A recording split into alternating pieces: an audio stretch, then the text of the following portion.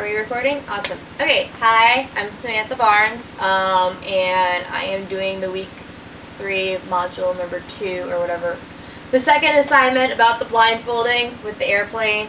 So I've got my brother's camera set up here, and my mom's going to lovingly try to direct me on this. So, double trouble, I'm taking off my glasses, so I'm not going to be able to see either way. So, yay, Maleficent scarf from Disney World because I'm a 5-year-old on top of my Beetlejuice hat. Alright, I cannot see anything right now at all. This is all black. Can't even open my eyes under this thing. So we're good to go. So, alright, you ready for the directions? Sure, let's do it. Alright, first bullet point. Fold a sheet of paper exactly in half long ways and reopen it so you have a crease separating the two halves. Okay. Oh God.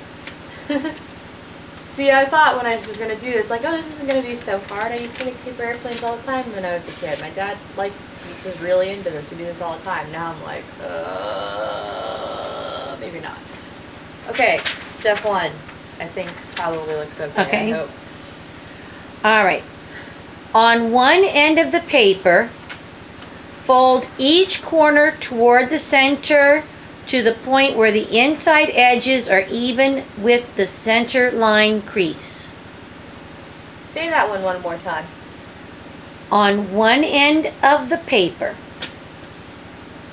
fold each corner toward the center to the point where the inside edges are even with the center line crease. Okay. I was thinking of that in a different way when you first said that. I'm thinking we're doing it both this way? Is this like Star Wars paper airplane? I don't know how to make paper airplanes that way. I got it now. We're good. Hopefully. Oh God. Hopefully this video will make you YouTube famous. Alright. Alright. Next. Alright. Starting at the very tip of the point, fold the paper down on each side so the inside edges line up with the center crease. Where is that center? There's the center crease. Oh my God. Remind me to go hug a blind person after this. This is awful.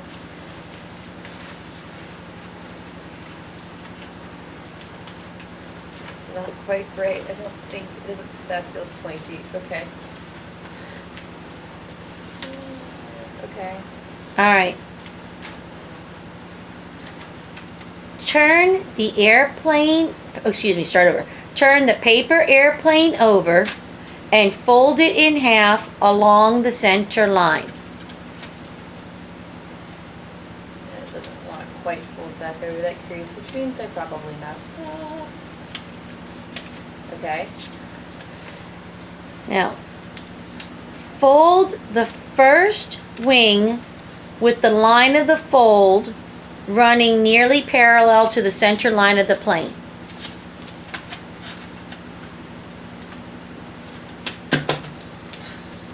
Help. Am I supposed to? No. I just don't know what I'm doing. I just hope that works. We'll call it a day. It feels kind of right. Okay. Fold the second wing exactly as you did the first.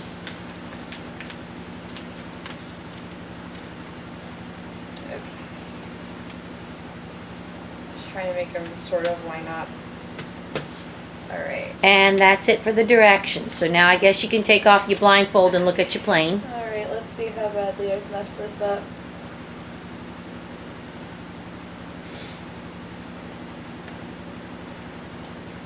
Ugh. Hello to you too, Maleficent. Alright, let's see what I can actually see right now. Oh, it doesn't look too bad. It's a little, cute. Okay, now we're supposed to video you trying to fly it, so I guess aim it at me. That didn't do too bad. Okay, wait, I'm gonna turn the camera to face my living room, and we're gonna try to like actually fly as opposed to just flying at you and falling flat. So we're gonna turn that. And you are back live on Blindfolded Paper Airplane, Part 2, actually trying to make it fly. Lord have mercy. She sticks the landing. That was pitiful. I want to see that again. Kind of like tried to spiral pretty nicely, but it was pretty pitiful. It's like, and we're flying, and we're dead. It's literally all that just happened right here. Okay. So, yeah, I'm gonna pause it and go sit back down again. And we're back. Part the third is talking about this, I think. Mom, can you hand me my instructions again so I can see what I'm supposed to specifically say? That almost worked. Flew about as well as my paper airplane. Discuss what went right or wrong with the instructions and how it could have worked better. I mean, honestly, I was like reading these instructions ahead of time just to try to see exactly what I was getting myself into. And just reading them, I'm going, wait, what? How is that supposed to work? Like, just seeing the words on the paper didn't quite make sense as to, like, what I was supposed to do with this paper airplane, even though I've made paper airplanes a lot. My mom is raising her hand. Yes, Mom? Well, I was confused reading the directions. They didn't make sense to me reading them. Right. So I think that was kind of, but I think in a way that was the point, is like just reading them and seeing them, it didn't make sense. But then like, even though I couldn't see the paper itself, just hearing the instructions actually kind of, I was like, oh, I understand how that's supposed to work now. It's just a matter of doing them. I think this would have worked a lot better if I could have actually seen what I was doing. But I guess that's kind of the point. Yeah. Sorry, I just like was about to choke on my spit apparently. Resuming that. No, I also, it felt like, how do I say this? It's like, it's almost as if the instructions kind of like assumed you knew what the final product was going to be. Like, you're making a paper airplane. You know how to make a paper airplane. You used to do this a lot as a kid. So now the twist is that we're going to do this blindfolded. But like if you have someone who's never made a paper airplane in their life because they didn't, have a childhood, then, I mean, it would have been, I think it's interesting sort of like how you have to approach that. You can't assume that someone knows what you're talking about. An example I'm always using in my discussion boards is that I work at Starbucks right now. And I've worked at Starbucks longer than I've worked in any other job. I've been there almost a year now. So like that's where most of my work experience and knowledge of these types of things are coming from. But from the Starbucks perspective, I mean, if I were to just tell someone, hey, I need you to go do a quick remake on this drink. They had a grande caramel frappuccino. If this is someone who's day one, who has never made a frappuccino before, has never had a frappuccino before. I mean, most of us generally know like what a frappuccino looks like. It's a coffee milkshake for all intents and purposes. But if you have someone who's never heard of that or seen that, has no idea what you're talking about, they're just going to give you a blank stare like, you want me to do what now? Excuse me? So I think it's just interesting kind of keeping that in mind about what you're doing and how you're approaching it, and kind of being understanding that not everyone that you're working with is going to come from the same perspective as you. You have to be really open-minded about what does this person understand about this, what have they never been experienced to before with this, and kind of be mindful and guiding in that. I mean, I think the instructions in and of themselves were perfectly fine. I mean, this is a, halfway decent standard paper airplane, other than the fact that I couldn't see what I was doing.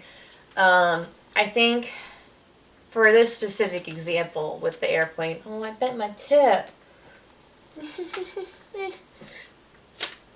That's pitiful.